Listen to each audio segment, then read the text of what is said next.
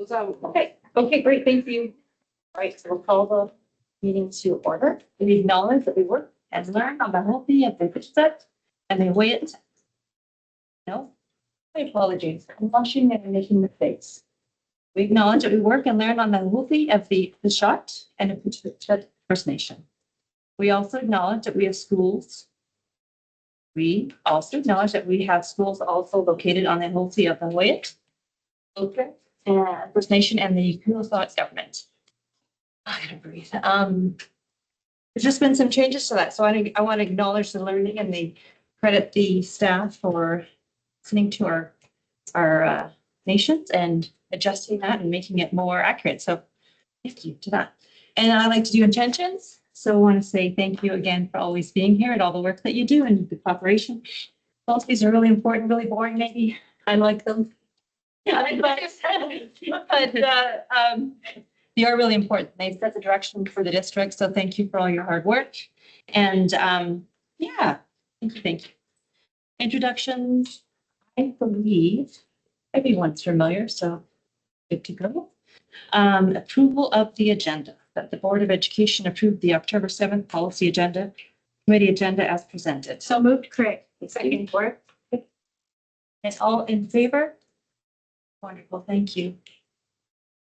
Okay, new number 4, item 4, new or revised draft policy. We're starting with 4.1, donations and corporate sponsorship policy. Manager of Corporate Services, Paula Mason, if you could lead us off, that'd be wonderful. Just gonna yell from over here.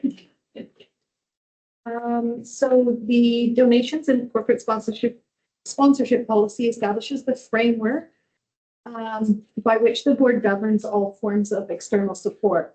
It specifically in its written form distinguishes between donations, which are voluntary gifts with no expectation of recognition or return, versus sponsorships, which are financial or in-kind contributions provided in exchange for recognition or other agreed benefits. To avoid duplication and to streamline the guidance, this policy replaces and consolidates the former equipment and in-kind donations policy. And you'll see further on in the meeting how each of the individual APs provide guidance for each of those separate sources of support. Thank you. Are there any questions? Oh, look, I have some questions. Sorry, maybe today. When we talk about I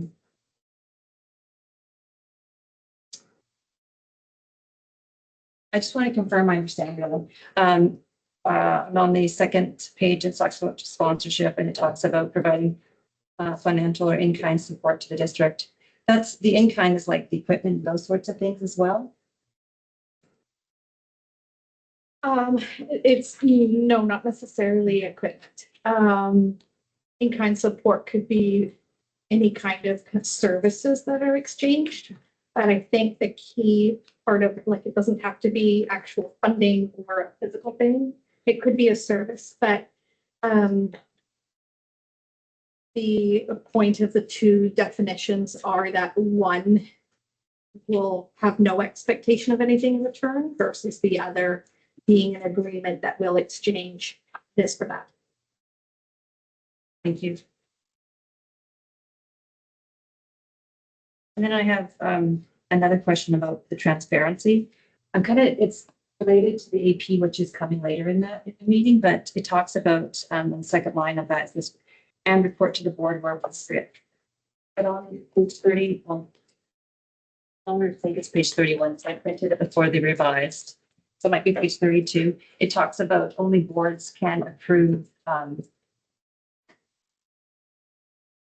sponsorship. So am I misunderstanding something there or? No, through the chair, if I may be, I would recommend that I strike the last two words from that sentence where appropriate. Thank you. So I did understand, but and then down to the end where it says staff trustee participation.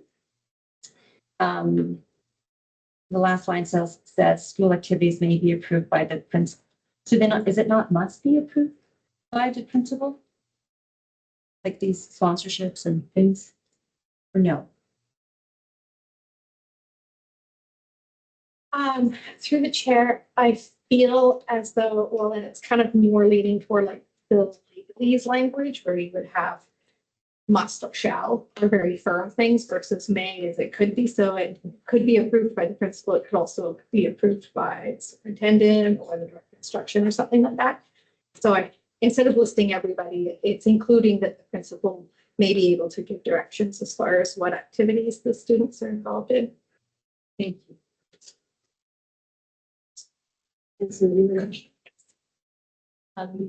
ADTU President Tabak. Are we on the AP or are we stick? We are actually on the policy. I just mentioned the AP because it relates to that, but if you, Hold my question till the AP. thank you. Okay, great. So, sorry, I'm going to ask, would your question impact whether or not the board should move this to public consultation? Like, would it be relevant? No, okay. Just looking sure. Policy as well for that. Okay, great, thank you. So, any questions? So we will move this to the public consultation process, please. All right, thank you. Now we're going to go 4.2, smoke-free environment policy. Director of Operations, Alex Taylor, please. Thank you. So the main edit in this policy was just removing the AP and focusing on the policy statement and then changing some of the definitions of what a smoking device is. So that was the main edits, and happy to answer any questions about this policy. ADTU is flag. Not a question, just a comment. The AD2 is very happy to see strictly included under prohibited anywhere on school property. We have to look at the I know, sorry. I did so well before. Didn't I? Just a note to Director Taylor that probably your reference to resources needs to identify the school act. This is part of the school act. And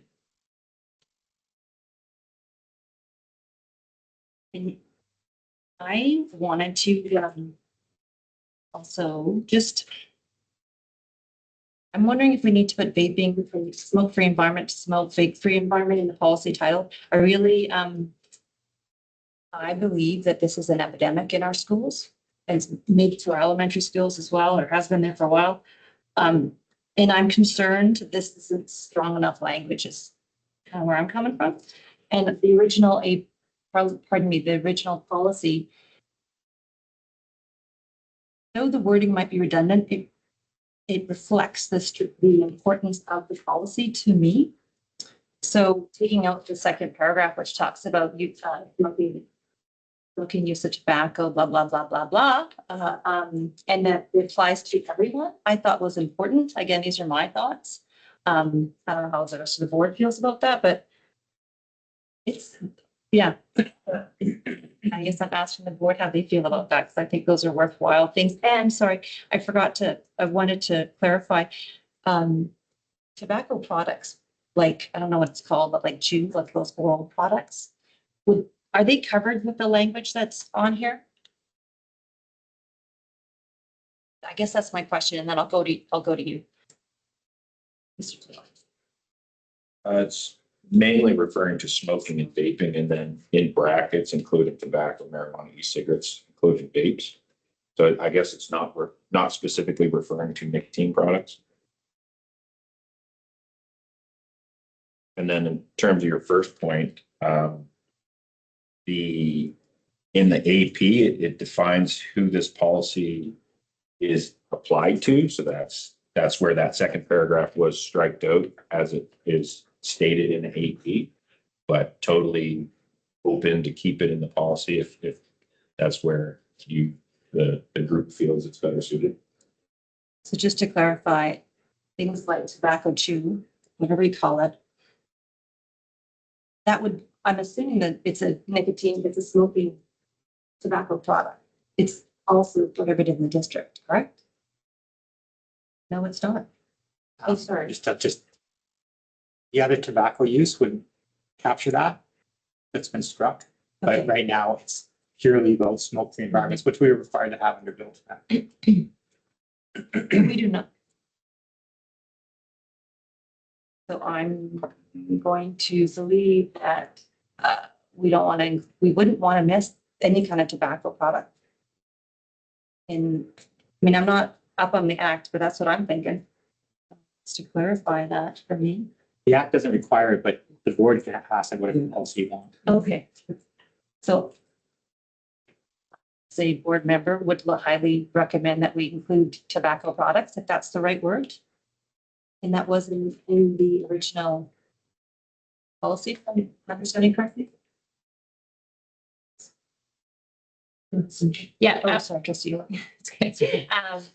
yes, I think that the title might need to be a bit more strong in the wording. I agree that smoking and vaping are, especially in use minds, are two different things. So I think that should definitely be, and I also think that maybe we should have it more inclusive of all tobacco products. So I don't know if the title also needs to be changed, or if it's two separate things, if having a smoking and vaping policy and then I don't know if that's too much, but something definitely overarching for all tobacco products. I'll just ask ADT President DeBark. Yeah, just a comment regarding the nicotine piece. They got these pouches called Zill or Zis. I don't know. But they're like a straight shot of nicotine. So I'm not sure if the intent is just to avoid the smoke. But, you know, if it's a child protection thing, it's illegal for children to buy chewing tobacco. Perhaps should be illegal for children to consume chewing tobacco. But there's also these nicotine things to throw in the mix too. It might be more useful to a classroom teacher to have some, like, because they are being used in schools frequently at the high school level. So, Thank you for you, Chair. I think I agree with changing the name, smoke and vape free environment, just because I think it does identifies two different things with most kids, but I would refrain from adding other tobacco products in here because you don't smoke Zins or whatever, and this is just a smoke and vape free environment. And if we're going to be talking about that, then we're going to have to, you know, look at having, you know, edibles put in there for marijuana and stuff like that. Like, it's just, I don't know, this is smoke and vape free. So I think we should keep it that way. And if we want to look at having a different policy, then that's great, but this is fantastic. Superintendent Flavor. Just going to suggest maybe that the director of operations look at that Tobacco and Vapor Products Control Act. That may also limit tobacco products somehow. School environments, but I agree with President Vorak that somewhere in one of our policies, we should have something. I'm not sure if it's health and safety or it maybe it's healthy schools modification somewhere. I'm not really sure, but it really helps administrators administer when they say, no, the board says that that's not allowed in school. Yeah. Yeah. So I guess my suggestion is that this initially was brought in this format because of the Bill 10 and stuff, but the move toward smoke-free environment with suggested changes, and that direct staff of the schools to look at where does tobacco products fit into our other policies and APs. Dr. Bennett. Through the chair, just my recommendation, because I believe the AP around substance use, drugs, and alcohol is up for review, that's where we situate nicotine and tobacco to be included, because I agree with President Dvorak, nicotine patches. We see that on students, and I would say just in high school. Yeah. So Dr. Bennett, I think Lynn is looking at that policy. Can you pass that message? I do that. Thank you.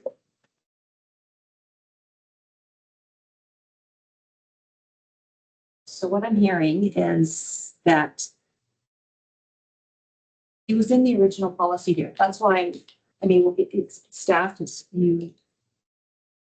As long as it gets addressed, if you don't think it belongs here, that's fine. I think it does, because if it's smoking, vaping, chewing, it's all the same thing in my mind, because they're all linked, but I'll leave it up to you guys to decide, but is that something that we've now talked about it, staff will be directed to do that, or do we need to do something further? I think at this table, that you've asked staff to look at it. Vaping is not always tobacco. No, exactly, it's marijuana. And Well, no, it's also just flavored. juice. Yes. Yeah, So flavored water, Yes. no nicotine. that's correct. Yeah. But you can't tell, which is why we should ban all vaping products. Okay. So I believe we're going to add vape to the title though, if I understood everyone. We're going to do smoking and vape-free environment. And I'm looking at another policy to make sure we cover the nicotine products and other tobacco products. Okay. That's good. Okay, so we're going to move with the changes, we're going to move this to public consultation process. Thank you. Director Taylor. Now we're on 4.3, which is again for you, Director Taylor. We're talking about identifying best for noon hour supervisors. Thank you. So before the edits, this was a standalone policy. It had no admin procedure. So with editing the policy, I've kept a very simple policy statement and then went into more detail, the specifics about the how this procedure comes into place in the AP. So it's just the policy statement at the bottom. Open to your comments, questions. Any comments? No. Okay, I'm gonna comment. Because if we're gonna make a policy, I think more than one line would be helpful and then maybe more of the reasoning. I know that we try to be concise, but it's just me being a person looking at these policies. It's not just staff that use these. So I like the first line in the original policy, but the Board of Education decided that students at school during blah, blah, blah, blah, noon hour supervision is a good one to add or put back on there. And then do the line about the Board of Education expects students to recognize blah, blah, blah. So that would be what I think would enhance the policy.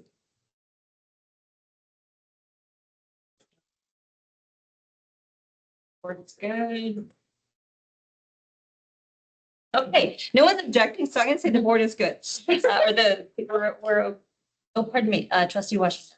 Thank you, through to the chair. So is that still correct? Do we still, school district employs staff as noon hour supervisors? Thank you. I did not. That is correct, okay. So sign on to. Okay, I'm quite comfortable with that first paragraph. Because it states what the board desires, that we have safe kids. And then the second paragraph as Alex has set up, sorry, Mr. Taylor has set up, works for me. Right. I didn't. Sorry. I didn't clarify express myself very clearly. So the lines that I'm suggesting to add or to reinstate or whatever would be the first line. And then, which ends in supervisor, like the Board of Education desires, blah, blah, blah. Okay. Will be supervised period to that end of the school district employ staff as noon hour supervisors, period. And that's where I would stop and then add the paragraph that he's added. You want the 3 bullet points, basically. Is that what you're saying? Okay. First 2 lines. Not even 2 lines, because I don't think we need another school personnel, blah, blah, blah. Yeah. So sorry, Yeah, I I'm didn't explain comfortable. myself very well. I just didn't want to say blah, blah, blah. Yeah. Superintendent Clay. I just think that the word desires, that's. Okay, yeah, stronger word.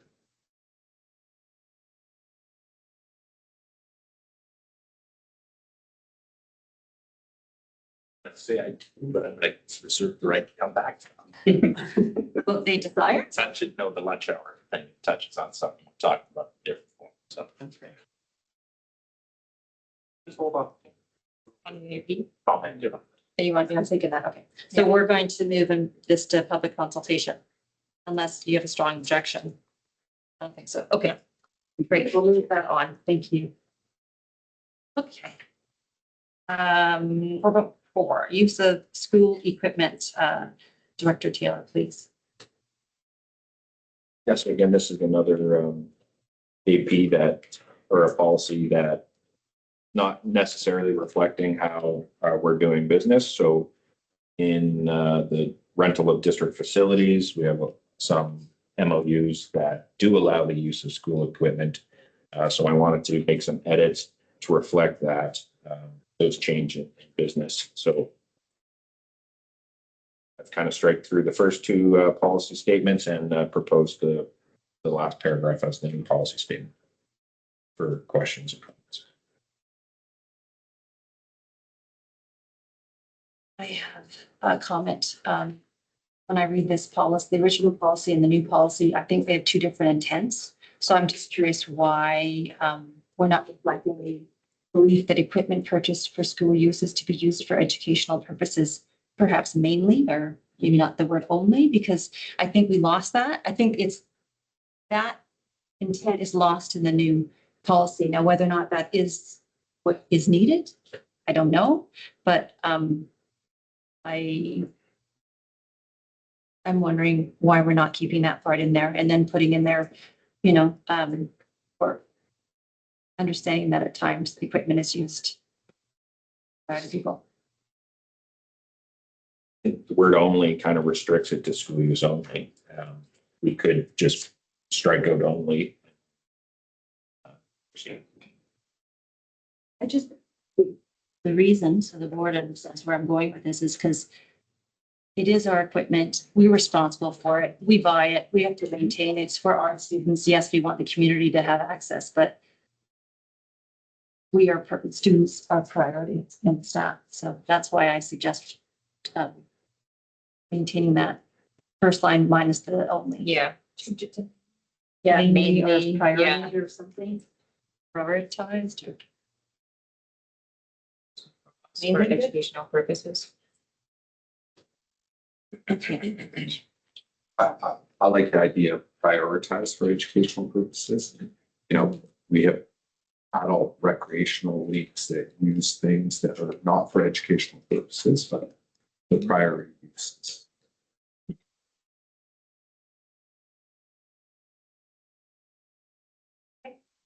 So these edits will give it on to public consultation process, please. 4.5. Director of Instruction Bennett, response to unexpected health emergencies. That's what I was.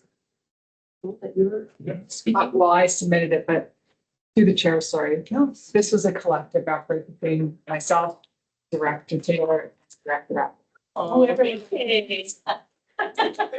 Black. So whoever wants to speak to it.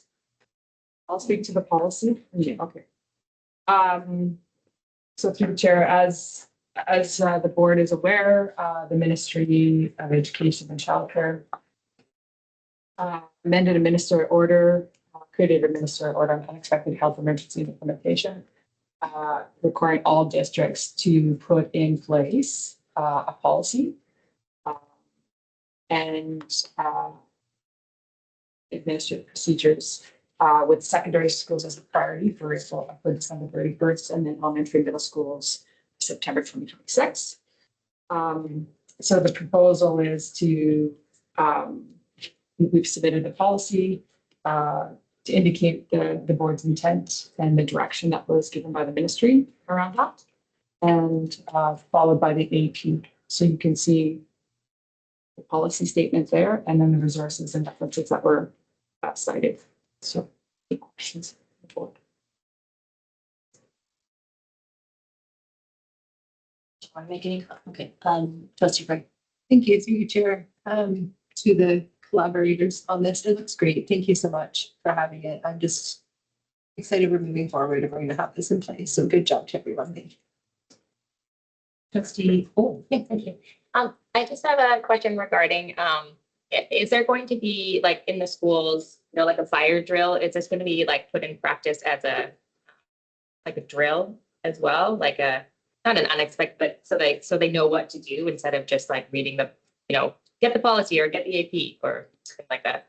So through the chair, what we do have in our schools right now, and perhaps Director Taylor might be able to elaborate on this, but we do have like first aid practices yearly where we practice certain procedures, not with the whole school, but with our first aid attendance to maintain skill and response. So this could be something that we include in that kind of format. Oh, great. Or it could be around our practice procedures as we maintain that training for appropriate staff. So right now, the practice for naloxone, we've done every 2 years.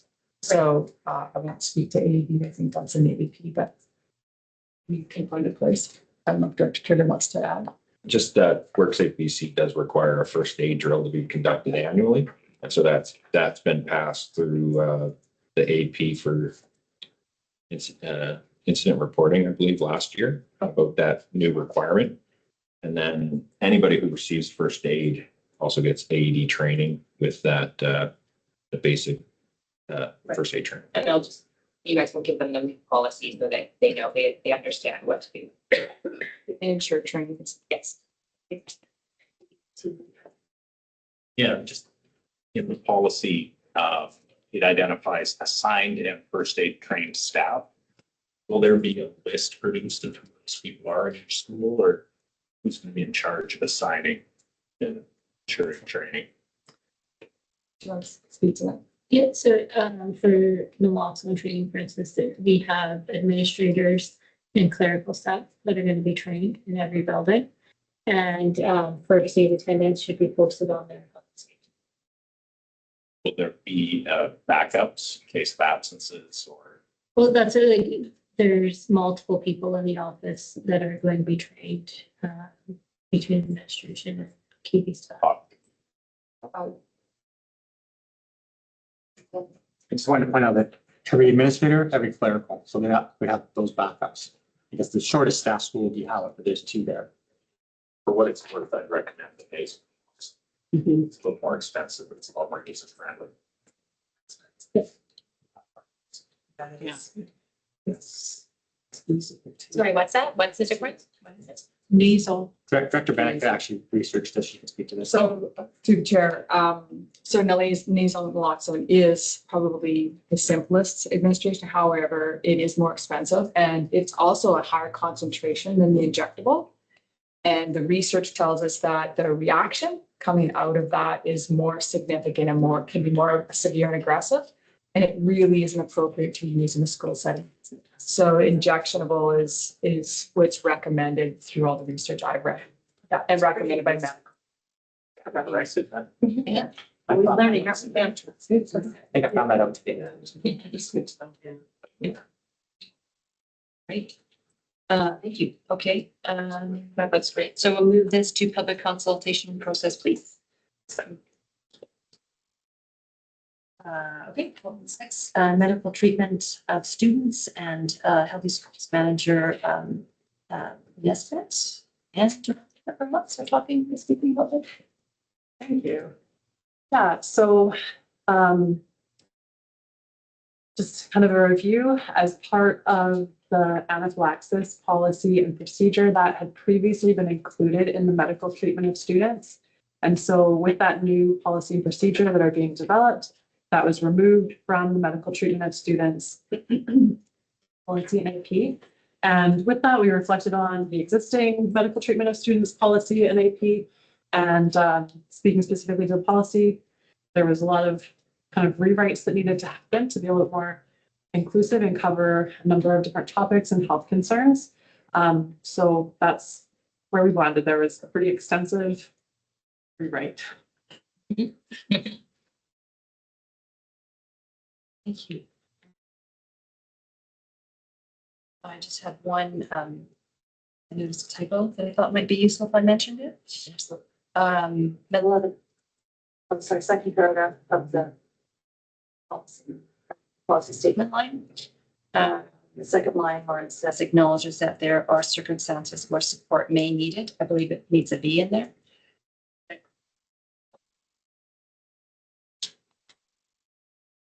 Maybe. Maybe. I was like, what, where? Sorry. It's not letter. I was like,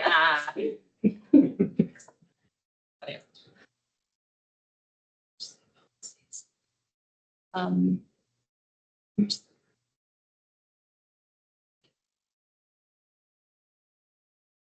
On the second page, it talks about emergency, the second paragraph, emergency medical responses. And it goes on, I won't say blah, blah, blah. And then it talks about with applicable legislation and the board's emergency policies. I don't know, I like the idea of adding the actual policy right there because it means that I don't have to go look for it and it just makes ease of time. I know policy numbers can change and stuff, but I'm going to suggest that adding it might be helpful for people in the future. Thank you through the chair. I agree. Especially just like on the tail of the policy that we just spoke about. I think, do you want me to like still include in accordance with applicable legislation and the board's emergency policies and then name it, or just take out that part and name? I like. Sorry, no, I would think leave it and add the policies, what I'm thinking, because all the legislation still applies above all our policies in case we.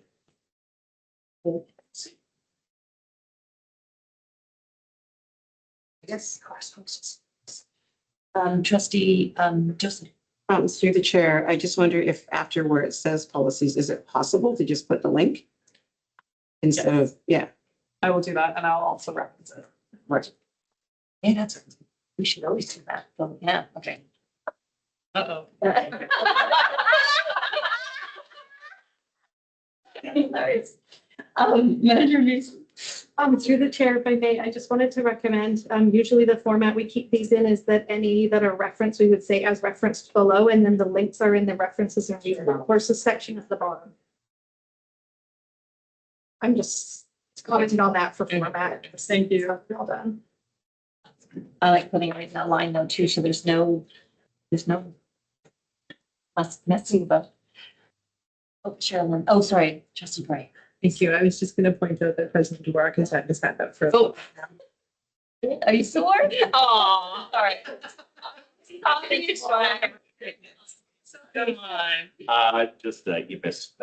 missed one. Second page, first paragraph, last sentence, attendance may need to be postponed until a plan or the plan is complete. Thank you. Yeah. Oh. Thank you. The workplace injuries. Might be. Workplace injuries. It's been up there too long.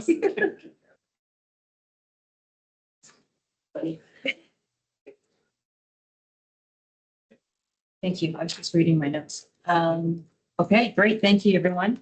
We're going to move this to public consultation process. Thank you. Okay. Need to go to 4.7, support staff training, manager human resources, Trish Wilson. This one's pretty straightforward, just separating the policy from the procedure, as well as the correct name for the school district and updating the admin procedure within that.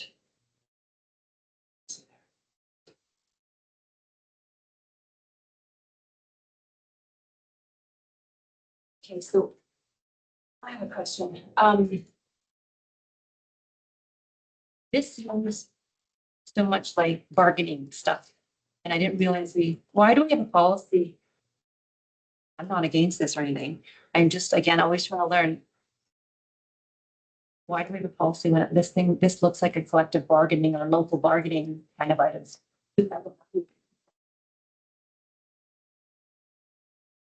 It was there before my time. I would think also it does help and guide employees. It is just for support staff, but there is some learning there that definitely isn't.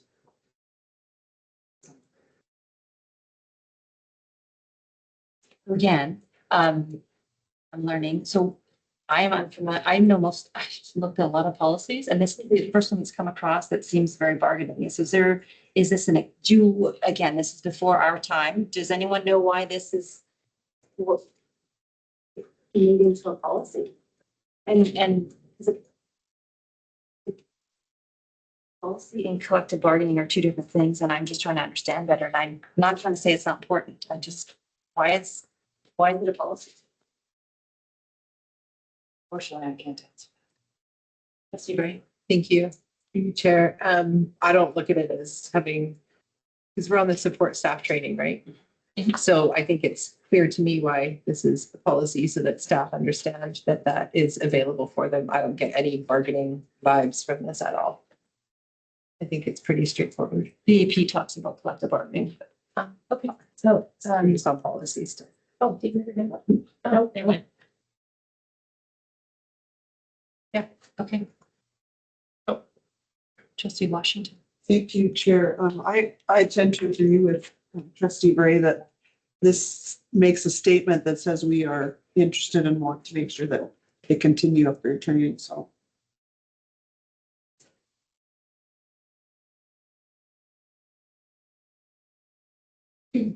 Trustee, oh, you're not a trustee. My apologies. You're the superintendent. Yes, I can't see it now. What? That's probably good. That's probably better. I'll turn them so you Now, can see. most of the kids going. No, I can't see it now. Yeah, I certainly It's a need bit of a to. glare, but My apologies. Just a reminder to trustees, but prior to collective agreements, everything was directed to policy. Right. So some of these are a bit hangovers from collective agreement language. 1999 was the first, I'm actually looking at the AP because the AP, the part that leaves collective agreement is where a support staff employee requests training. It's not part of the collective agreement, so. This aligns with collective agreement language that we currently have. Maybe down the road, we could talk about eliminating it entirely, but right now it's just being updated to match the collective. Thank you. Okay, thank you for helping me understand. We're going to move this to public consultation process, please. 4.8. A privacy management program planner. Services follow. I'm sorry if I sound like I'm reading it. I'm reading it. Just to keep them straight. So, this policy is designed to affirm the district's responsibility to safeguard the personal information that we collect, use, disclose, and maintain, so that we're in accordance with the Freedom of Information and Privacy Act as well as the School Act. Additionally, in 2022, the government of BC issued a ministerial direction under FIPA, requiring that all public bodies establish and maintain this program, effective February 1st, 2023. So they made an amendment to section 36.2 of FIPA to include this direction. So in getting this policy in place, and then also the corresponding APs that you'll see later in the meeting, we are just following the steps and the best practices and getting this program implemented. I've used the guidance of the Focused Ed resources. They have a privacy management program manual. There are 4 school districts in British Columbia. The goal is that we meet these obligations while promoting transparency, accountability, and public trust. One point I did want to mention is that in the first iteration of this policy, when it was brought in April of 2024, the definition of staff had been asked to be removed. In this version now, I've put it back in accordance with FIPA, the Office of the Information and Privacy Commission, and Focus Education's guidance.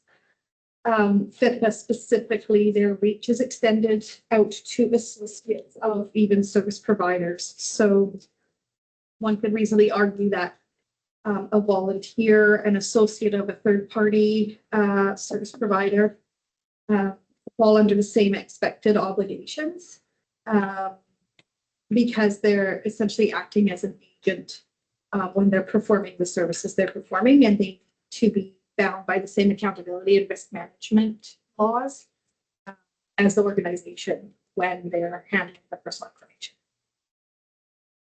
Any questions? Great, thank you very much. Okay, well, I'm going to move that to public consultation project.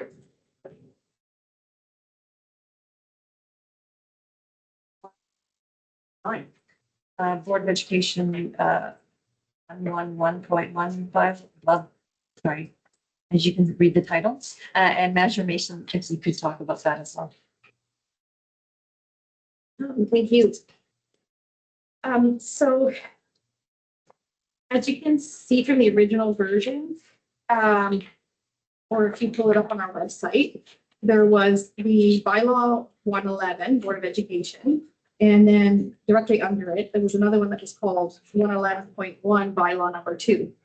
However, in the first one, in bylaw 111, bylaw number 2 was also included as part of it. So they were being duplicated. I've updated the bylaw to align with the School Act, the LGA, the Local Government Act, and Ministry Guidance on Trustee Elections. The outdated statutory references and language has been modernized, and I've also updated the electoral map based on ACRD's current electoral map. It's my opinion that it's not necessary to have a separate document when all the necessary information can be reflected in just the one. The pre-existing additional document, that's the 111.1 bylaw number 2, did not speak to all the exceptions that are part of our statutory regulations. It only referenced the tie vote. So this revision now encompasses all the exceptions by stating that the election bylaws of the local government will apply. I've also added a section that provides for the board of the day to determine who will run the election on the district's behalf. We don't currently have that in there, and I think it's important. The previous policy was written in a way that it kind of was set in stone that the ACRD would run our election every time, all the time, and that's not what the legislation says. The board has a choice. So I've added that back in. And then I struck reference to trustee remuneration and expenses from this because they are both governed under a new and more recent ending. Any questions? Trustee Gray. Thank you, through you, Chair. That's a great policy. Good job. You did a really good job. IETU President Borg. Just a couple of comments, perhaps through Chair Paula or Manager Mason. Under 1.1 city area and rural area,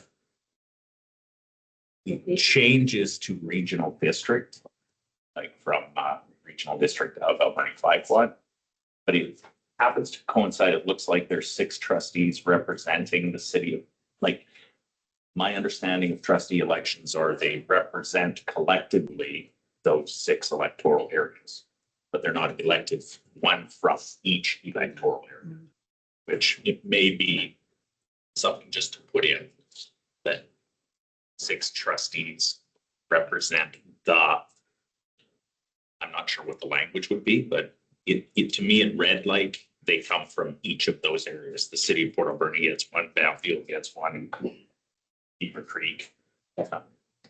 Perhaps just representing collectively. Yeah. The city of. Through the chair, if I may, I actually, my brain went exactly the same way when I first read that version. And then I didn't back to it. But I thought for a moment, is each one representing or coming from a different area where they live? Good point. I had one more comment. So under application of local government bylaws, this would add in the 3rd year or term no later than June, the governing board should decide by way of motion. So given that we're in year 4 of your current mandate, would that basically mean that the ACRD would run the upcoming election? Yes, Manager Mason's already contacted them and they're going through some training right now. We'll get back to us, but absolutely this will apply to the next election. Good, thank you.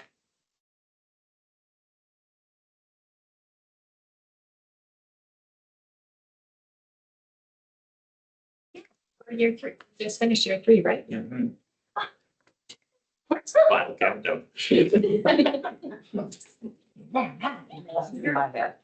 Right? You're welcome. Don't remind us. It's 3 years. I'm just gonna. This is a new, we're just revising this policy. We've added that line one. that we're just talking about, 1.2. And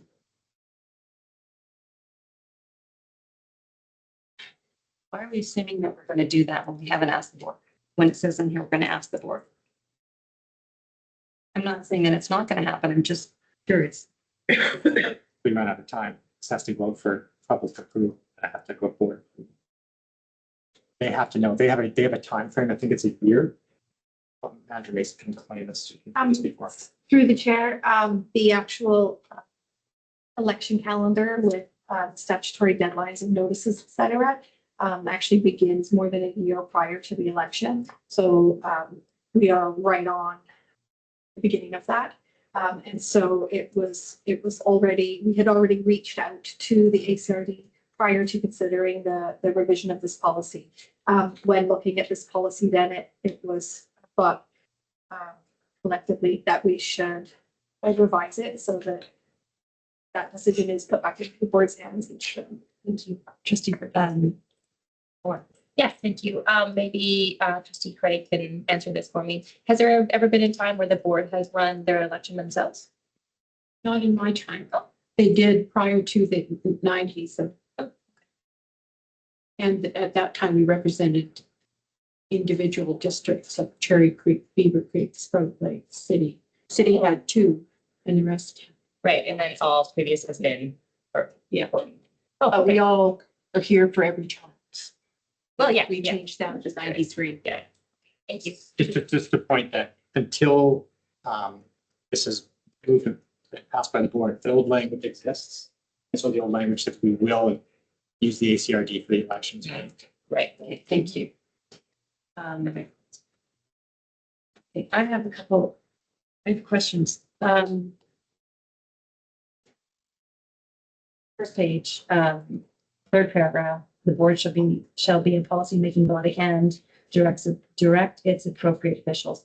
The board only directs the superintendent. If I'm not mistaken, should we not be putting direct the superintendent? To the chair, we are quite specific when we're writing motions, as far as the direction being that we direct staff through the superintendent, in language such as this. I don't think we need to specify kind of the chain of command as much, that the appointed officials will be directed to administer the affairs of the district. Okay.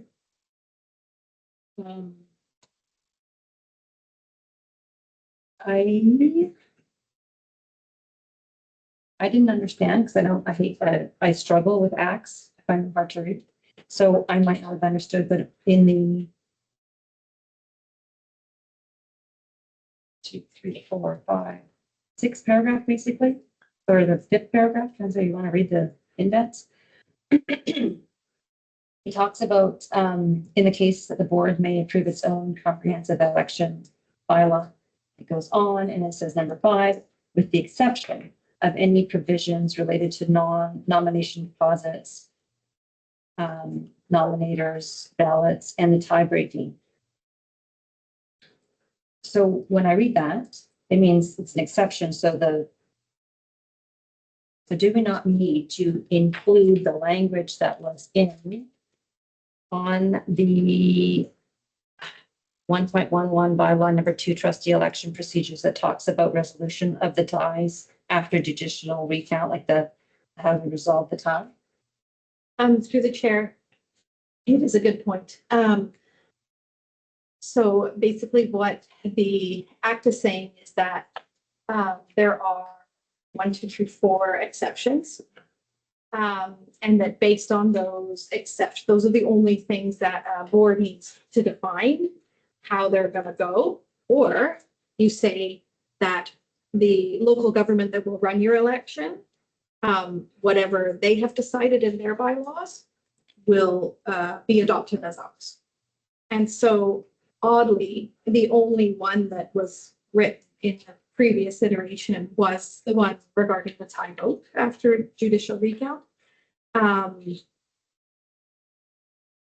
No disrespect to whoever wrote that previously, but it doesn't, to me, make a lot of sense to only take one of the exceptions and include them as something. So you're either saying we're going to define what we're gonna do with all 3 or 4 exceptions, or the local government's bylaws apply over those exceptions. So you do one or the other, and in the previous writing, we had one of the exceptions defined, and then saying that the local government bylaws cover the rest. So it would have got us into a bit of a position had our local government that was chosen to run the election not had a tie vote, but had it set by draw instead. Or by alphabetical, or the other options that they have in the Local Government Act to do it. So it's important not just to take one of those and kind of change it for ourselves. We're running it and we specified what our answer to those exceptions are, or the local government runs it and what they've decided for their bylaws so that it goes in with the rest of their election is what happens. Okay, so makes sense. I think so. So when I read it, it says in here, if we choose to go with the municipal government, running the election, then we will just go with theirs. We don't have to worry about these exceptions that are mentioned later in that paragraph. Exactly. That's what I did. Okay, Exactly. thank you. Appreciate that.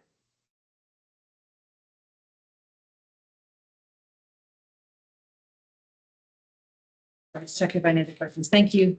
Policy. Okay, so we're going to, oh, pardon me, your arm's sore probably. ADT. Is there a financial cost to the board for running the elections? Through the chair, yes, there is.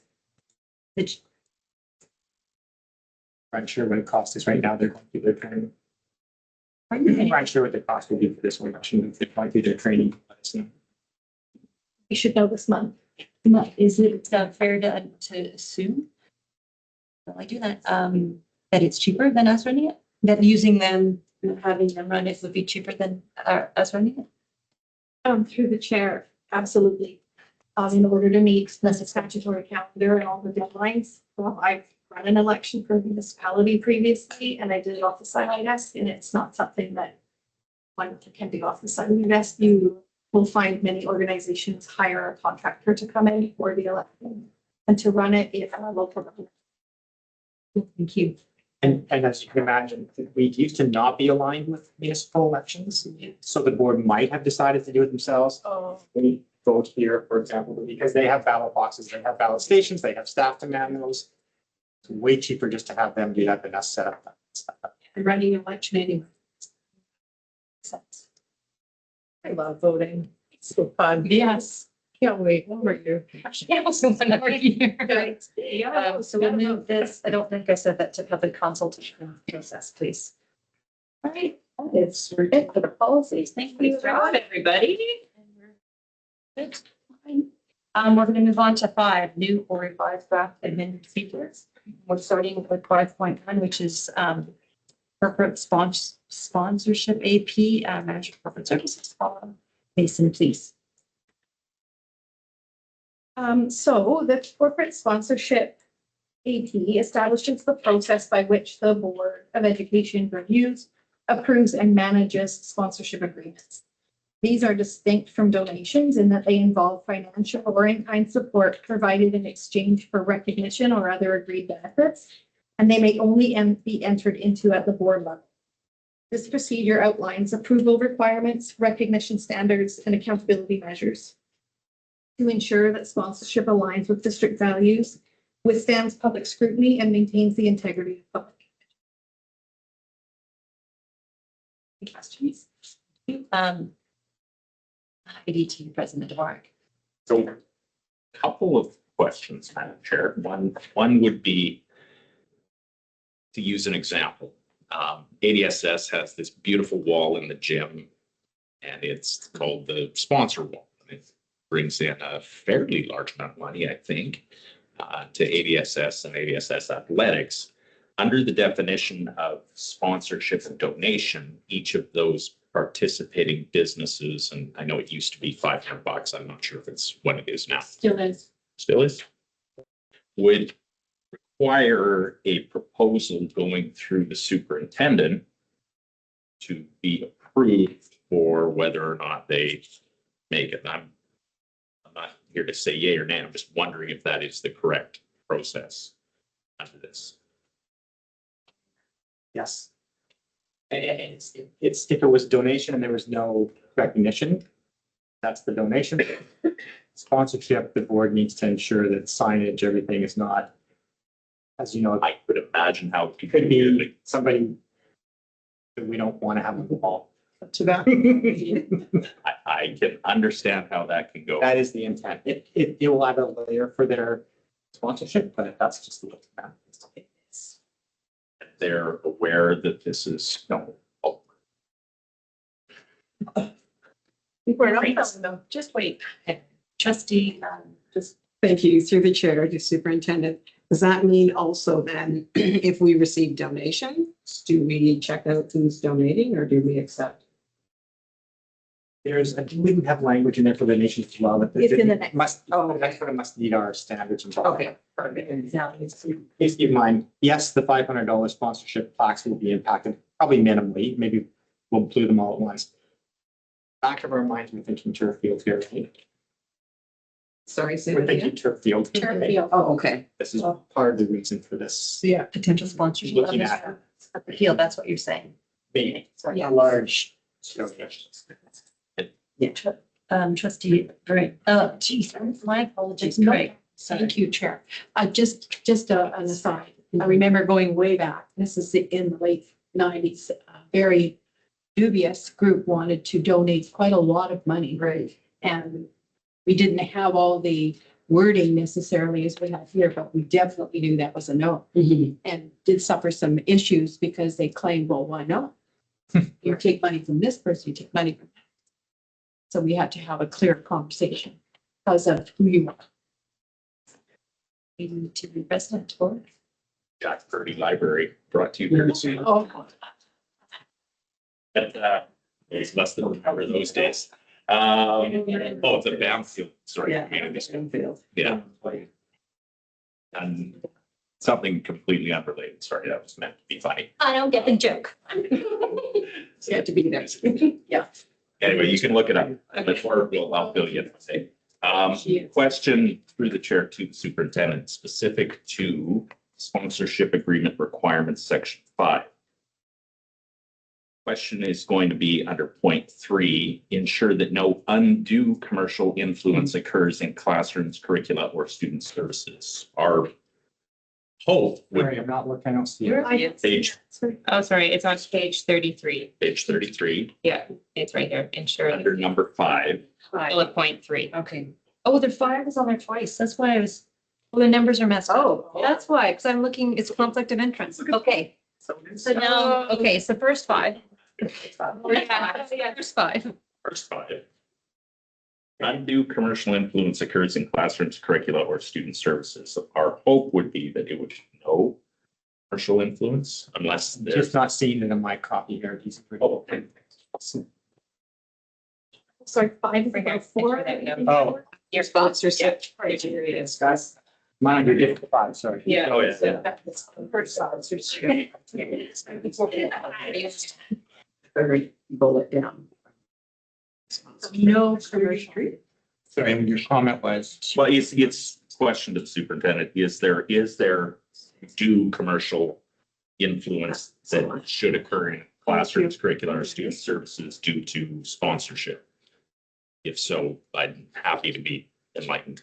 I think the intent of that one, and Manager Mason can help me to work these together, is that we don't want classrooms to be such spot where we're encouraging purchasing of somebody's products. And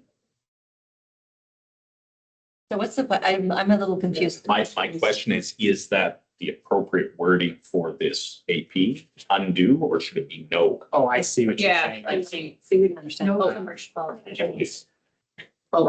see what you're saying.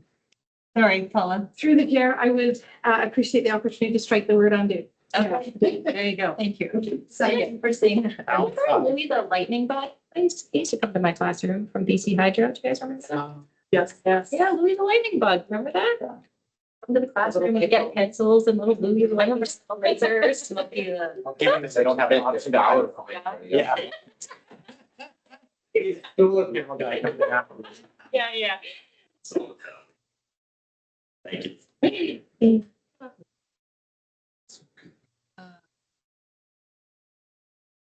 I'm gonna also ask,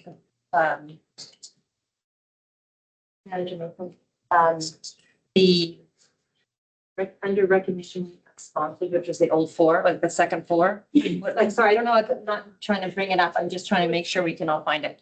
I was just, use of district logos. We haven't got those policies, right? And organization logo policies yet, do we? We're working on that, right? Through the chair, I actually do have it written, Okay. and it's ready to come before the policy committee. There's some that were a little bit more imminent.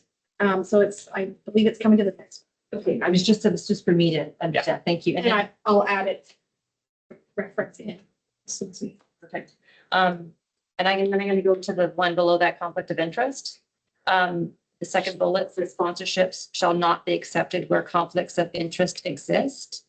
Well, it talks about the first bullet, district employees and trustees must declare any personal, financial, or business interest in a potential sponsorship, and then sponsorship shall not be accepted where conflicts of interest exist. So in my mind, I'm thinking, okay, like on the board, if we have a conflict, we declare it, and then you don't get to participate in that vote or perhaps. So my question is that not, would not use the same kind of process because the sponsorship could be valid, but even though one person might be in conflict? Through the chair, what I was thinking when writing this part was that if a district employee or trustee did have a clear benefit from being a sponsor, that the decision to accept that sponsorship would not happen. Not just that the person would be excluded from the discussion. So then that's where I question that because, okay, we have my example, my thought process, and I might be wrong. And I'll get to Mr. Dvorak. Jerkville, for example, I work for Coca-Cola, which I don't. And Coca-Cola is going to, or I don't know, local lumber company, and I have to, my spouse works for it or whatever. But I'm the only one on the board involved in this, and they're going to pay for most of it. We're not going to accept that because I'm in conflict. Through the chair, I would go as far as to suggest that, especially in a smaller community, you couldn't really eliminate any employees of companies that would have the ability to be a large sponsor or a sponsor. If you owned said lumber company, I would suggest it was a conflict. If you worked for one person, depending what your position was. I think that would limit us to getting money, don't you think? I think it would need to be looked at on a case by case, and if it was something that the board thought the public would hone in on and think that there was something underhanded going on, it would need to be. And I'm going to suggest we put that in there because when I read that, it says shall not be accepted, but you shall not be accepted without further this, whatever the wording that you were just very well saying. My thought is that first you're going to define as a board if there's a conflict of interest. And if there is one, then the sponsorship will not be accepted. Okay, see, and I wasn't thinking of it that way. I can write it any way the committee feels it should be written. I'm just trying to explain what how it's put it in. Okay.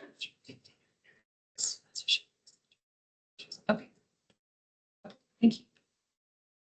E2 President Dvorak. Just, I'm sure, just to follow up again on sponsorship and its definition. There are a variety of organizations through grants that provide like the Healthy Schools Foundation, I think the School Garden at ADSS, a variety of other class teams have benefited from these. Would that also fall under this particular AP? Just more for clarity. It's got to remember that donations are different than sponsorship. So if somebody wants recognition for giving money to our district in some format, and all kinds of examples of that. And I do think we need to have control over how that messaging goes out. Ministry of Education all the time says, you've got to put a sign up, the fact that you got funding for this or for that. So I think some of them are easy and obvious. So I think we just want to make sure the trustees are accountable for signage that links our district to business. As a supplementary to Peter's, that I support this. And I think it's valuable to provide a firewall between the potential urge to find money to support students and the board's obligation to uphold the interests of public education. I'm gonna also ask a question about exclusivity, which was the old 6. That's on the top of the second page. And I'm just curious about these exclusive partnership agreements will only be considered where just demonstrable in the best interest of students. I would argue that we should never have an exclusive partnership because I think that's not accessible, and I think that leads to corruption and could reflect poorly on the board. So I'm curious why we need to have. Do we want to have this? Sorry, I'm trying to get my question. Do we want to have exclusive? Is it a good idea? I kind of don't think so.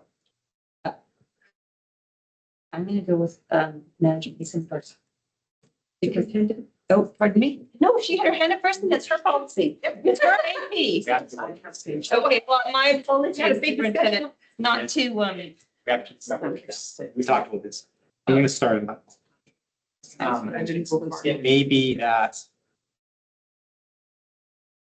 President's point. Let's let the board decide. Because it may be that Island Milk, or whatever they call themselves, Island Dairy, says, we'll pay for yours, but don't have the Lower Mainland milk guys put their sign on your fence.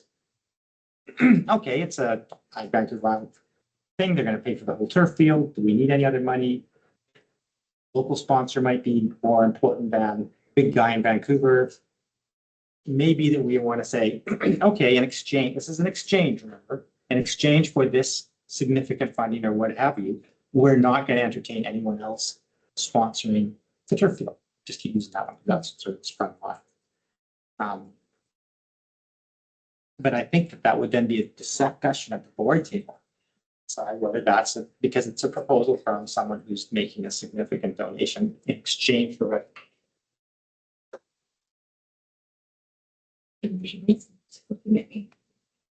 I was thinking when we were through the chair, the example of perhaps our vending machines have a place for advertising on the front.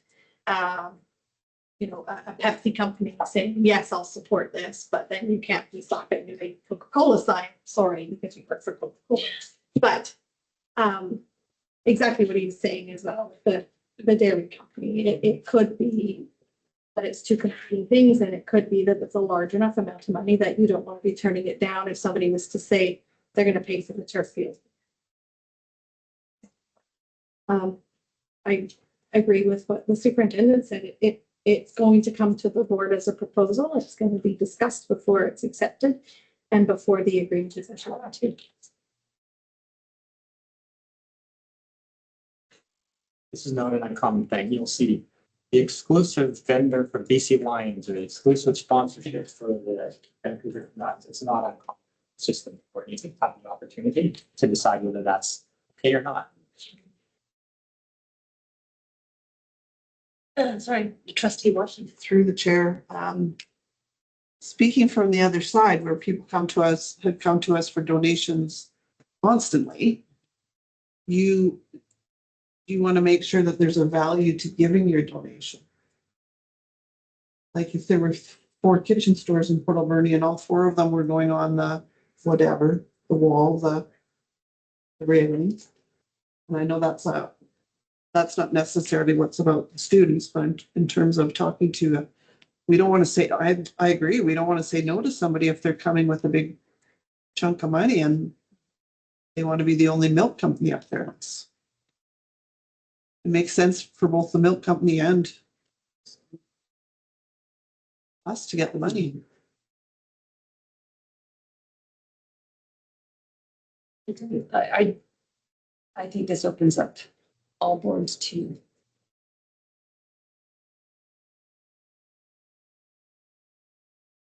Corruption is not the right word.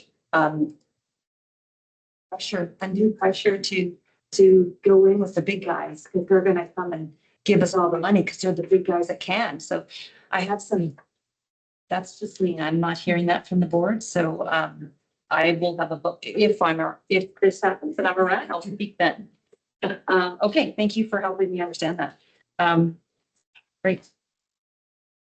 Yeah, thank you.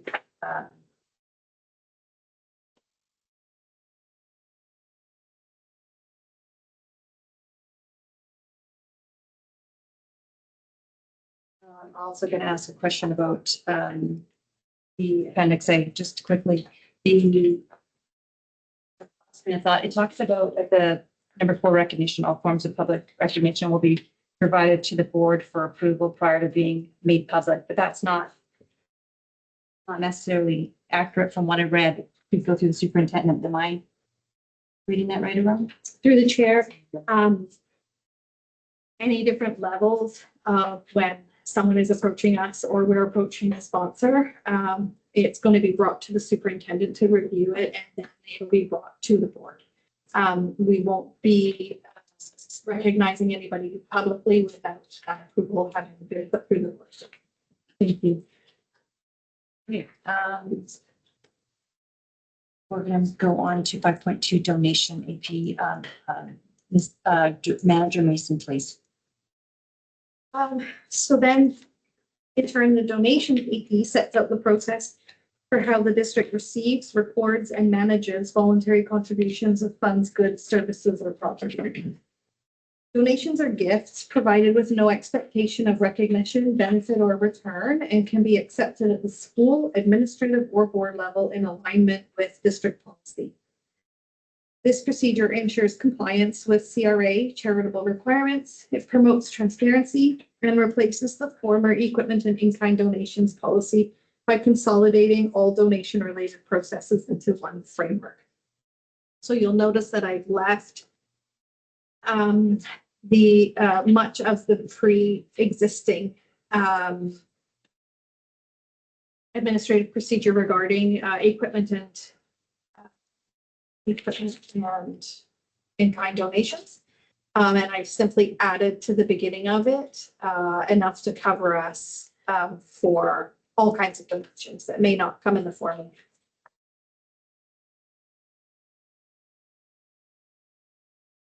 Any questions? Can I ask a question about approval levels? Number 2. Oh, so the numbers are wonky again. Sorry. It's actually number 2A, 2B, whatever. Pardon. So where the superintendent believes the donation could reasonably be perceived as controversial, the superintendent will ensure the matter is considered. Are we considering with the board, or I guess it goes with the higher value of the board? Okay.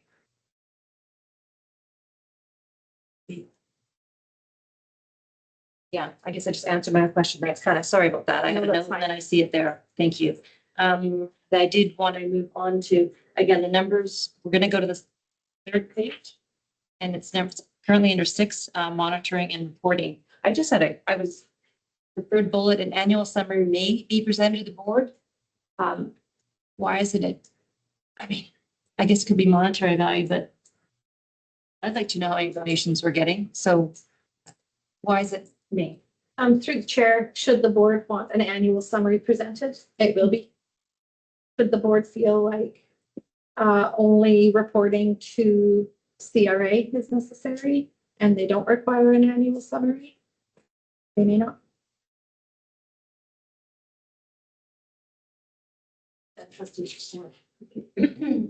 To Ms. Ross. You haven't said anything, so I thought you. But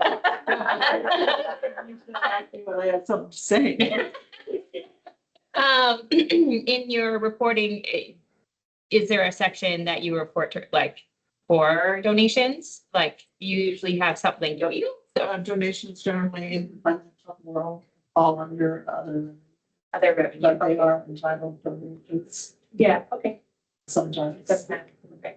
If they're like represent original funds.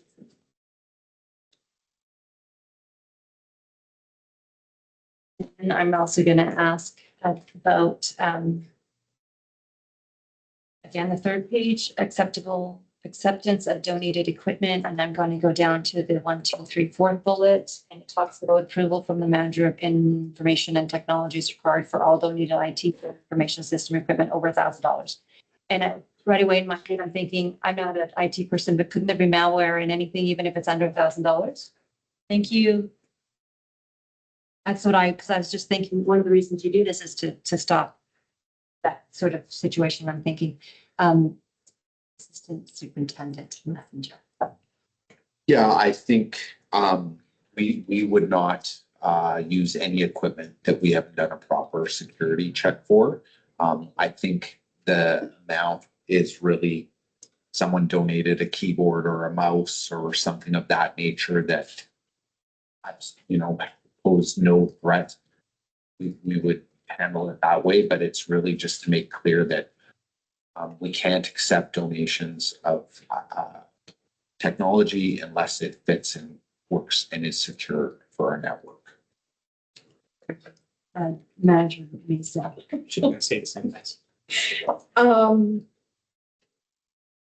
This was actually part of the original language, and I feel like that now, correct me if I'm wrong, we don't have a manager of information and technology.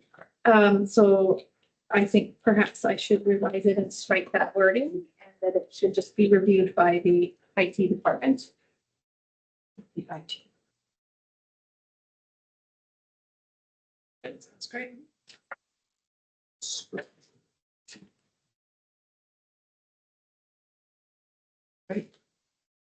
Thank you. Okay.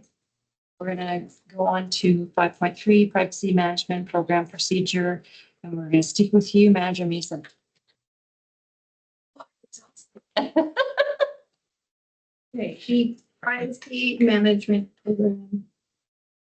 Okay, so this AP sets out the operational framework for how the district protects, manages, and provides access to personal information in compliance with the Freedom of Information and Privacy Act. These procedures that now follow, there's a few of them, support the district's privacy management program as required under Section 36.2 and that ministerial direction that I mentioned. They establish the responsibilities of staff, the superintendent as the head under FIPA, and the privacy officer, while embedding accountability, security safeguards, retention protocols, and training measures. Again, using the guidance of Focused Ed's resources, their privacy management program manual that was written specifically in answer to this directive for school districts. I think I already said that it provides us with the initial framework. Once the program's fully built, it'll be rolled out to all staff in partnership with the IT department, ensuring that staff are trained and supported in applying these standards consistently across the district. Any questions?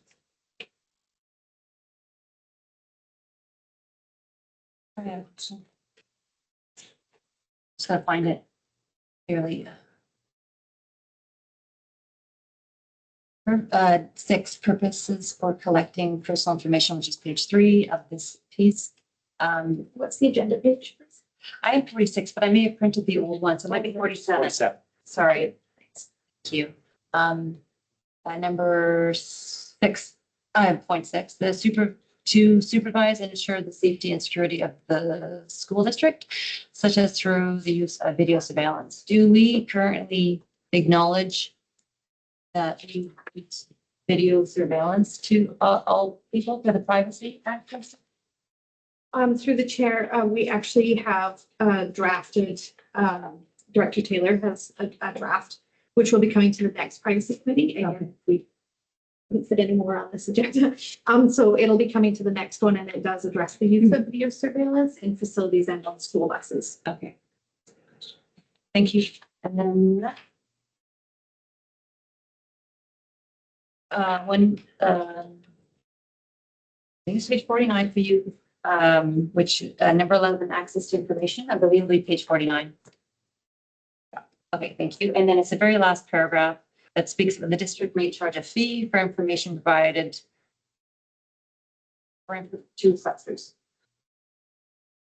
Now, I'm just, so I'm gonna make some assumptions here, so if you're a parent asking for information, you're not gonna be, are we charging family members fees for information about their student? Yeah, okay. Under the school act, we're required to provide information that parents request. Under the act, we're allowed to charge fees for general public requests for freedom. So we've had requests before that were taken note at that time by staff. We have to tell them how much it's going to cost, and then they say, yeah, go ahead.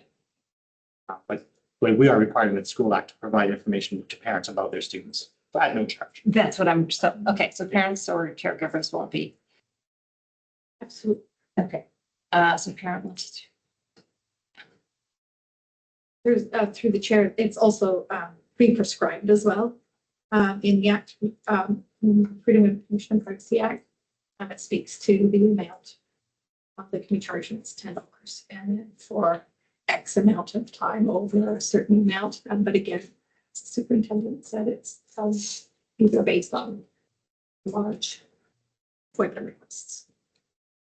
In this paragraph, the next sentence says it'll not be for where access is required by students and or their parent or legal guardian in order for us to receive an education. Sorry, that's after you said? Yeah, right after the requesters. Okay. Great. Thank you.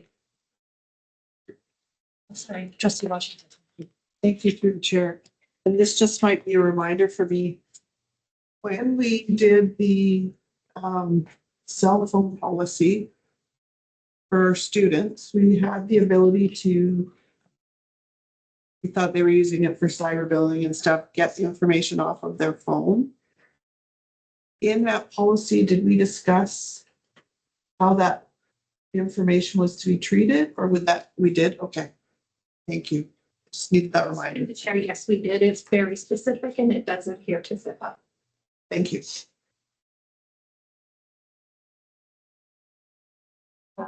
For privacy impact assessments. Madam Mason. So privacy impact assessment, this procedure sets out the district's responsibilities for reviewing new or significantly revised initiatives, programs, or technologies that involve the collection, use, disclosure, or storage of personal information. Again, in accordance with FIPA and that ministerial direction, a PIA, privacy impact assessment, must be completed to identify risks, ensure legal compliance, and document mitigation strategies. This procedure defines the roles of the superintendent, privacy officer, responsible employee, and other staff in the process, and establishes additional requirements where personal information may be stored outside Canada. Again, from Focused Ed's resource program manual, it embeds proactive risk management and supports consistent, accountable decision-making across the district. As part of this rollout, the district will begin by collecting from each school a list of the software that's currently in use. That list will be cross-referenced against the catalog of PIAs already completed provincially and by other school districts to determine which resources are already covered by these assessments and have had them done. For any resources that are not yet subject to a PIA, the district, working closely with the IT department, will complete the PIA template to assess privacy risks. I should actually clarify in there as well that for initiatives and resources that are being used in the classrooms, the teacher wanting to use that resource will be heavily involved in the beginning of the rollout. I'll be doing training and helping people through that so they're not overwhelmed, and making sure that if there's a PIA already out there that's done, I'll just have to review it with IT and then it'll be in place for the use of that resource. Otherwise, help will be given in the beginning stages. But afterwards, it should just become a fairly normal procedure. When you're doing these PIAs, when risks are identified as unsafe, an alternate solution will be recommended if at all possible. This process is going to apply to all new initiatives prior to their implementation to ensure that privacy considerations are proactively addressed and compliance is maintained. Any questions?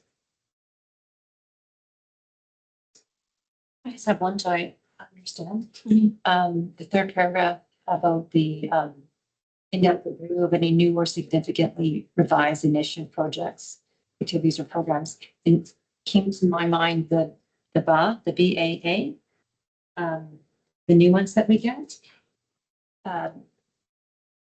They would undergo this sort of assessment as well, or is it just electronic things that we're talking? It's through the chair. It's not just electronic things, and there is actually a PIA template already out there for BAA courses. So a lot of the stuff is already in place for us, and there really are a lot of resources that are already covered. Up until just before this meeting as well, I was speaking with other school districts who have are a bit further ahead in this. Already one in specific who actually contracted someone to come in and just do them all for them. And so there's going to be some sharing and things like that. So hopefully it'll roll out pretty soon. Okay, cool. Thank you. Okay. 5.6, smoke-free environment, AP. There's one more. Oh, sorry. Oh, sorry, I took the wrong one. My apologies. 5.5, thank you. Privacy breach management, and I think that's the last one, Paula. I'm gonna look in here. There you go. The privacy breach management program. So the procedure outlines the district's process for responding effectively to privacy breaches, again, in compliance with legislation. It establishes clear steps for reporting, containing, assessing, and notifying affected individuals in the Office of the Information and Privacy Commissioner when significant harm is reasonably expected. The procedure emphasizes timely reporting by staff, accountability of the superintendent as head under FIPA, and the role of the privacy officer in coordinating investigations and prevention strategies.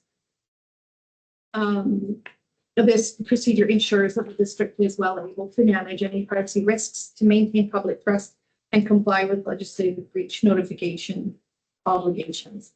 I'm relatively familiar with this already, with this process, and I have used it. It was very easy to use with a good outcome, and any risk was mitigated. So it's just nice to have it in procedure frame.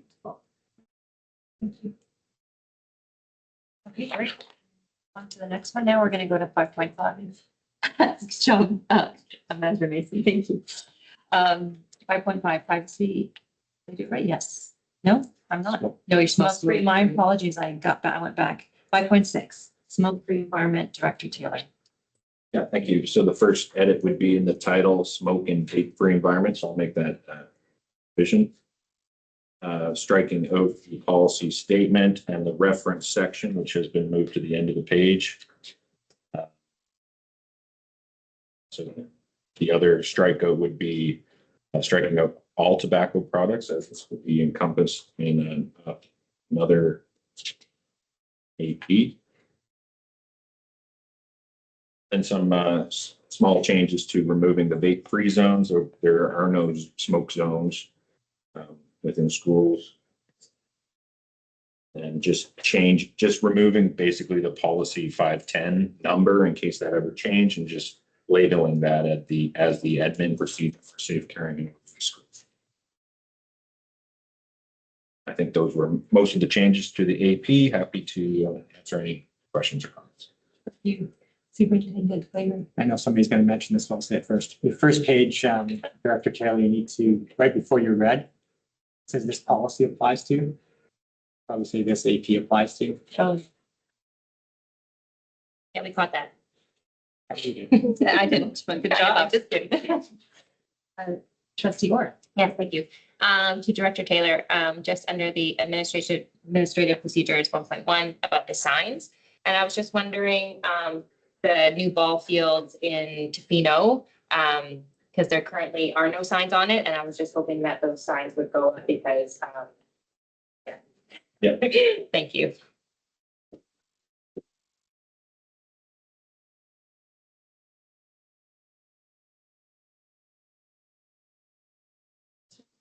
So we're going to refrain from moving to tobacco products, and we're going to talk about what's going to later in another AP. or policy. Does this AP also cover right, school events? For example, it talks about a lot of stuff here.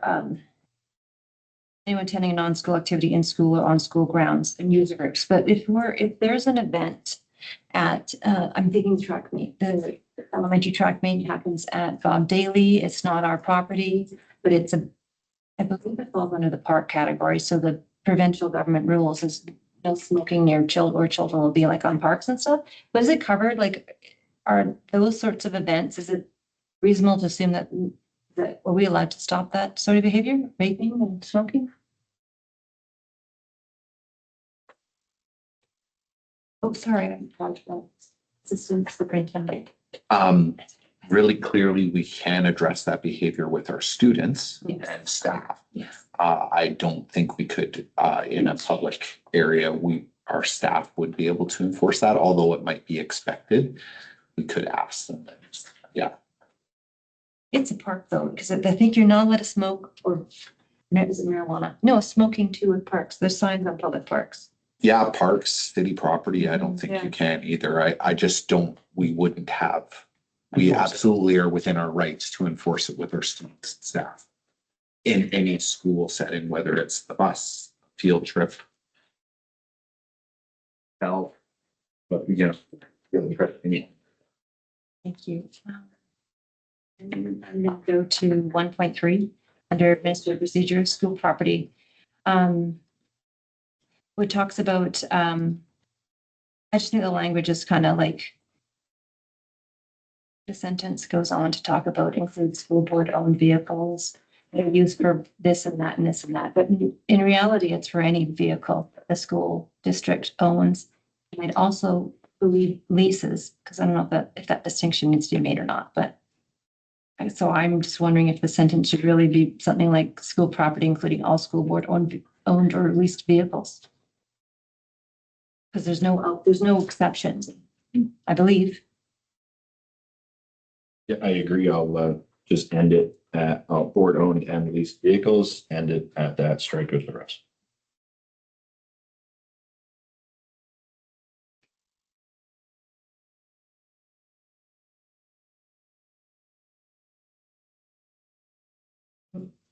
My next question is about time of day and stuff, and I'm trying to remember where I know it was addressed in the policy anytime due. So 4.1.4, this policy, I guess it's AP, isn't it? We should do that again. This procedure, admin procedure, sorry, I just saw that now.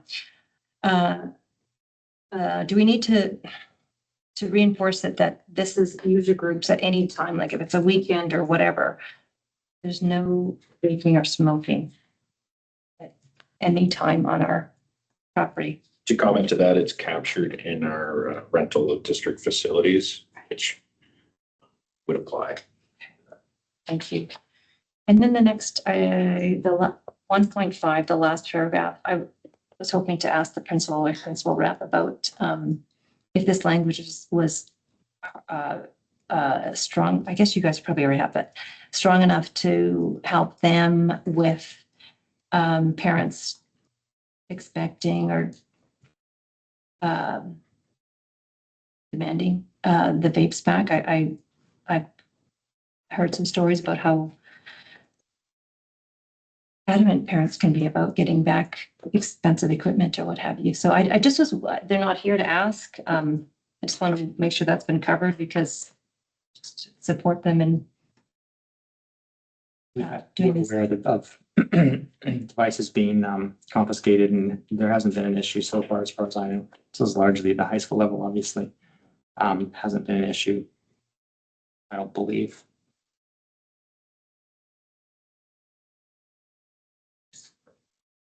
The point is that we're not giving it back to the student at the end of the day. The parents have to get it.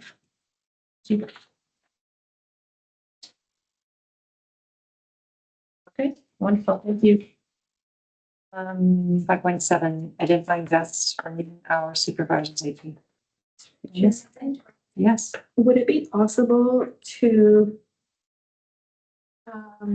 proceed to items 5.9 and 5.10 and then go back For to sure. 5.7 and 8?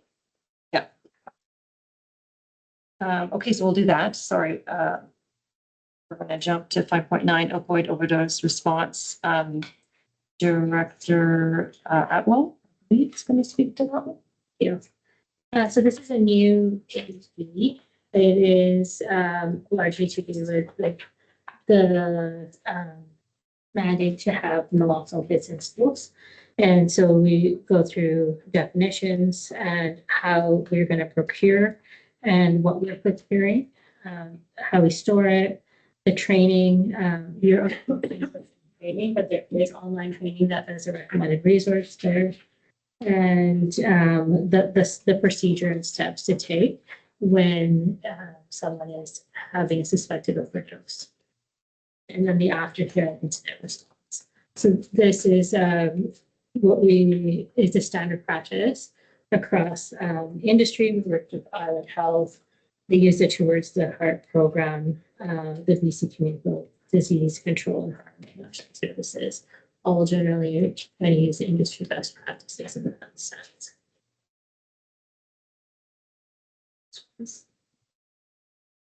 Just have one question. The second paragraph talks about administering to any students and staff suspected of having an opioid drug overdose. Would if someone non-staff, say it's an after-school event or there's a volunteer in the building, whatever, are they allowed? Later on, it says a person, or in one of these, it says a person can go ahead and help someone. But I mean, they'll also help anyone that if there's a non-staff or student, would they help that person?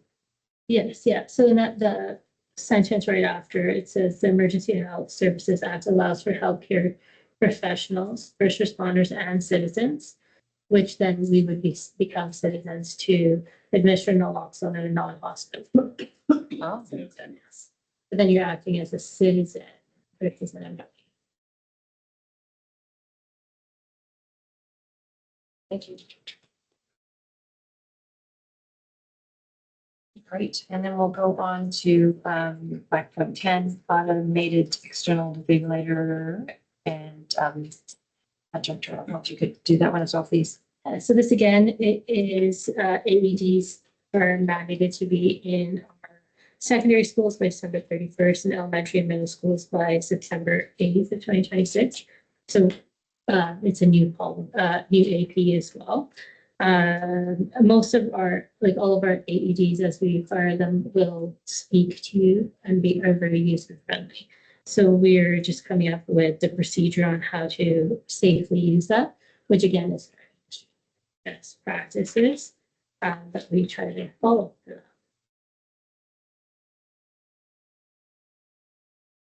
Thank you. Remind me, Ms. Ross, with these AEDs, they're all funded, correct? Or did we pay them ourselves? I don't recall. Do you recall? They're unfunded. They're unfunded. And they're very expensive, are they not? We've managed to put them into the new high schools Right. under their funding. Yeah. But everything else is at our cost. There is a general joint procurement that Director Taylor is working with for all districts to get them cheaper, but it's on us. Okay, because I do, oh, sorry. No, go. Thank you. I do know that WIC, there is one, but it was funded by the PAC. It's very expensive. So, yeah, okay. Interesting. And do, currently is Wickenham the only one that in the elementary schools that have a AED? Or, sorry, Director Taylor? To my knowledge, Wickenham is the only elementary school, USS, ADSS, and Banfield. Are the only ones that are currently? Yeah, so Banfield, I guess, is K-7. Yeah. It's K-12. K-12, sorry. Yeah. No, I agree with you. Okay, thank you. I have a question about just one of the wordings and under the background. The second line sentence second line at the end, it talks about an AED may be installed at a district site based on need. When I read the policy, it says that it will be. So shouldn't it be is, or because the policy says that all sites will have, I think it's the box on the AED, I can't remember, but it did that. The ministry guideline is for all school facilities.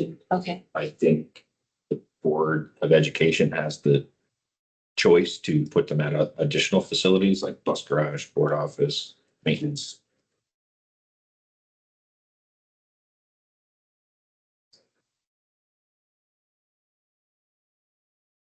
but this is kind of saying, sorry, when I read this, it sounds like we might not be putting it everywhere, not including schools, but we are.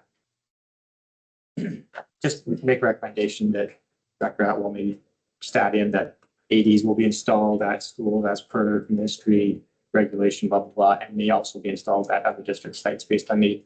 I've asked Director Taylor to put one in the board office. It's a public place. Okay. So now it's just, okay. Thank you. I like that suggestion. Appreciate it.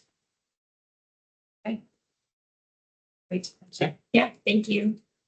Okay, so we're going to go back to, Dr. Atwell has other obligations to be taken care of, I think, right now, so we'll excuse her. yeah, thank you for sitting there being here. Thank you. Well, let's see what you do that. Okay, so we're gonna go 5.7, Director Taylor, identifying best for noon hour supervision AP, please. Yeah, thank you. So the main edit is removing the policy statement, and then this policy actually didn't have an AP, so I took blurbs from the policy and created the AP, breaking out the responsibilities and then the admin procedures. So happy to answer any comments or questions about this. Great. I have a question. Your responsibilities, the last line, I just thought it was odd. Parent advisory councils are also welcome to assist with the purchase of a vest at any time. I don't know if that's just old language and it's thrown in there because it was different once, but going to, it insinuates that the parents advisory would, and it also kind of like, is it necessary to have that in there? If they want to, they will. So I'm thinking, because I just, when I read it, I went, why is that here? It could be anywhere. So I suggest striking it. Thank you.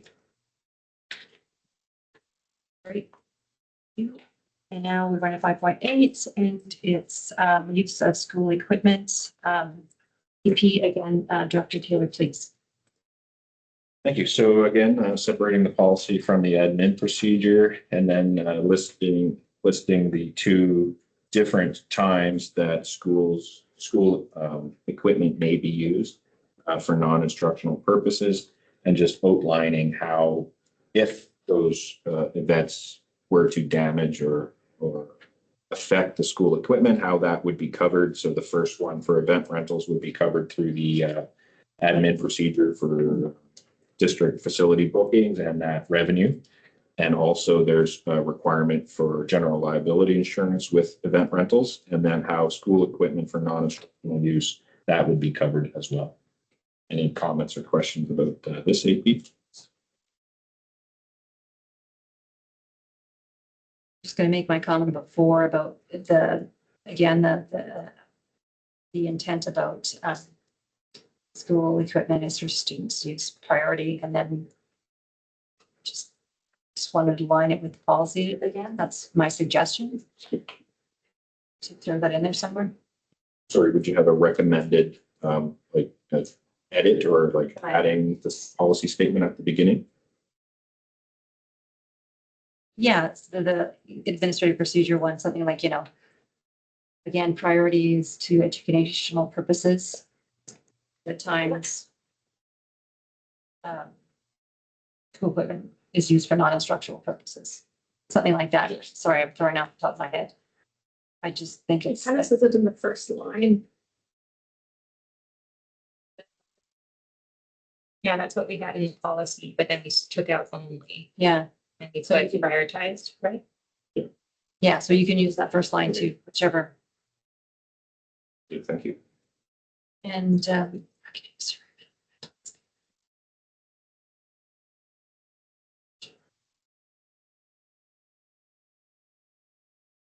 you. So now we're down to 511. Woo, look at that job. Medical treatment of students, healthy schools manager, that's the please. Thank you. So similarly to the reason we revised the policy was to remove anaphylaxis from this, as it's now its own separate policy and AP. I want to bring attention to the change in title, as I think that it's a little bit more appropriate and descriptive of what's happening, where we are not, staff are not treating students for, they're not providing medical treatment, they're providing health support and helping administer medication when needed. The students are under the care of their healthcare providers and their family. They're just helping to facilitate their attendance at school with considerations of their health concerns. Similar to the policy, because there was a lot of changes, there's some pretty significant edits, as in a full rewrite to the administrative procedure. And with the addition of another form in the appendix, which is the medical alert form, because that was referenced previously, but it was not included in the appendix. And so that is now there. Another comment that I wanted to make as well. No, that is not. So that is why this now exists and the rationale behind the changes. I'm open to questions or comments. Thank you. I have just a question kind of, when I read this whole document, I was thinking, and I was down to 5.1, which is the, I don't know, third, it's the third page.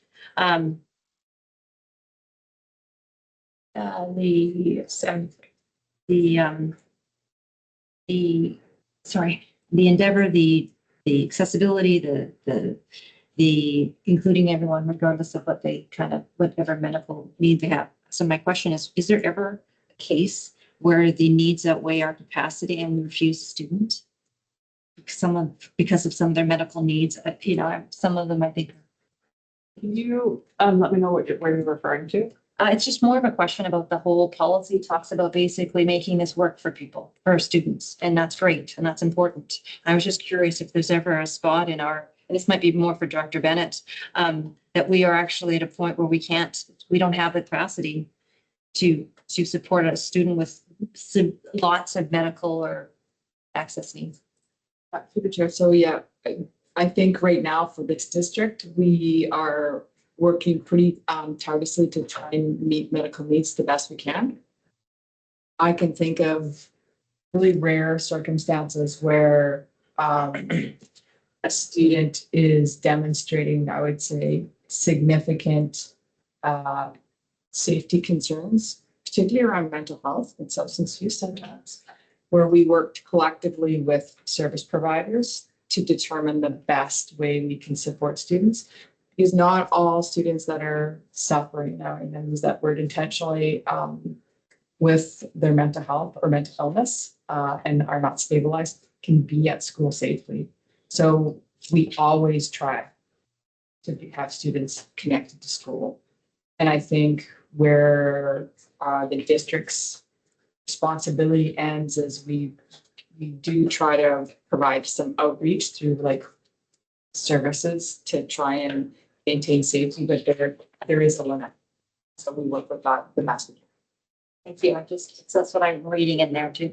My other thing is, I think the appendix, there's two appendix ones, I think. I just noticed that now.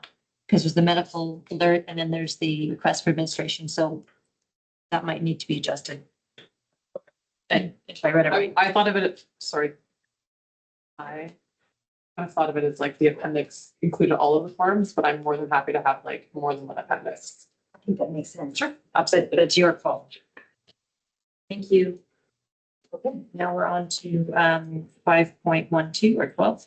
anaphylaxis, again, to, manage your management. All right, so, thank you. This AP is coming back to, the setting to discuss some edits that had been suggested at the previous meeting back in May. Those are indicated in red and with the strikeout. So just some more clear language surrounding, the training or information sharing that is given to staff to help them respond and be informed about anaphylaxis. So that's in like under the roles and responsibilities. And then further along in the AP, under section 5, training and education, again, some more language, just kind of clarifying like what information all staff need and how some staff are just informed about this and don't require certification, while others need more extensive training and may require certification. So questions or comments? Just a question. If I remember from the previous readings, parents, if they're providing the medication, thank you.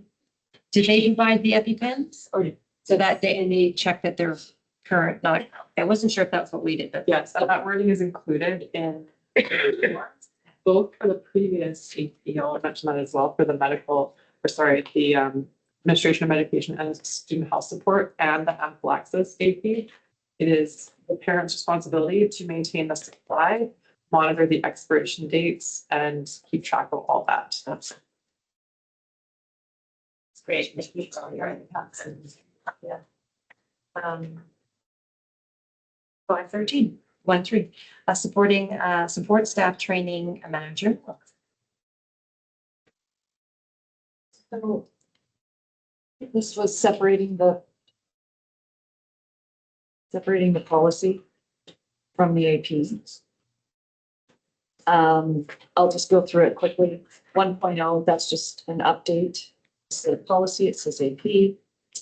2.2, I'm using the correct titles for first aid training that's now being used. 2.3 is new. It's replacing NVCI we used to require. Now it's called safety care. And down in 4.1, it is just using proper language to align with the collective agreement.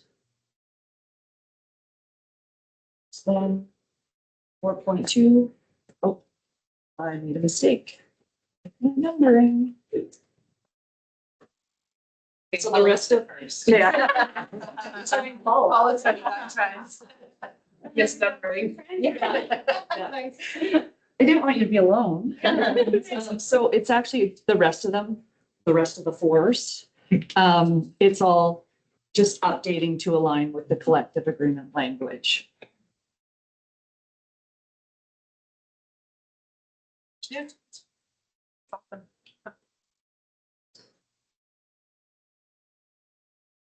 Thank you. Okay. Great. Thank you very much, everyone. That was a lot of work. Thank you and helping each other with all that work. Okay, so 6, I'm just gonna go through the points. Stop me if I miss 6, 7, 8, 9. I think we're all fairly clear. We've got the one completed business there that we just made policy last for the board meeting. And now we're going to 10. We have some new business, Superintendent Claver. Oh, late addition. We have 6 minutes. Yeah. Might as well use them. I have an idea. Oh. I'd like to present the board and kind of based on some conversation about this. I'd like to suggest that we change the format of the meeting. And now's the perfect time to have this very short conversation about it because I think it makes sense. It's very awkward to have a policy and then an hour later talk about the AP. Yeah. You can see our hardworking staff here fading as they wait an hour. Yeah. You're also hearing the verbal rationale without actually seeing it. I would like to suggest that we go in the format we follow with other meetings, which is there's an information sheet, with the rationale, there's the policy, there's the AP, Andrew Wilson stuff goes, Director of Operations goes, so that we don't have to sit. Yes. Yeah. Those others, and the rationale in some cases is really important. Yeah. That this is a new requirement by the ministry, this is an old policy that need to be updated, this aligns better with the collective agreement. So it makes sense that we deal with this topic, then move to the next topic. Yes. Next topic. So we feel a bit fragmented when we do it this way. 100. Throw that in the floor. It's a yes. So moved. Right. I don't make motions here, but yeah, I think the intent is clear. I want to bring it here because when we have our next agenda set, we're at it that way. Yes. Consideration. Okay, I was totally thinking that when I read this, because when I was doing it, I was flipping. Yeah, just so I could make sense of my questions. There's more topics and it's just. And it's hard to hold on questions, you know, when Yeah. someone has a question, Yes, it it's is on not- top of mind. perhaps. Anyways, one thing that are we, sorry, when we do it this way, are staff going to be allowed's not the right word, but suggested to leave whatever, because when we do have some topics come up, and it's good that that other person's still here, because they can actually answer the question. So I'm just, that's my only concern.